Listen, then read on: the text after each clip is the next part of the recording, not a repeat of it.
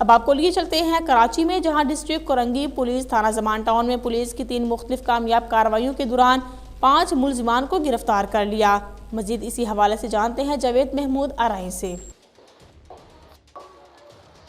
جی بالکل، تھانہ Zaman town S H O inspector Rizwan Patel صاحب نے پولیس ٹیم کے ہمراہ علاقہ گشت کے دوران خفیہ اطلاع پر 3 مختلف کارروائیوں کے دوران 5 ملزمان کو گرفتار کر لیا ہے۔ گرفتار اسٹریٹ کرائم کے بیشتر وارداتوں میں ملوث ملزم سے اسلحہ، 1 پسٹل، بیمہ ایمونیشن، 3 موبائل فون اور نقدی رقم بھی برآمد کی۔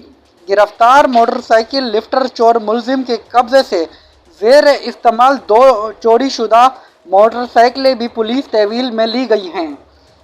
گرفتار ملزمان کی شناخت جاوید عرف عابد، ناصر، جہانزیب، امیر حمزہ اور اقبال احمد کے نام سے ہوئی۔ گرفتار ملزمان عادی پیشہ ور مجرم ہیں اور دیگر مقدمات میں پہلے بھی گرفتار ہو کر جیل جا چکے ہیں۔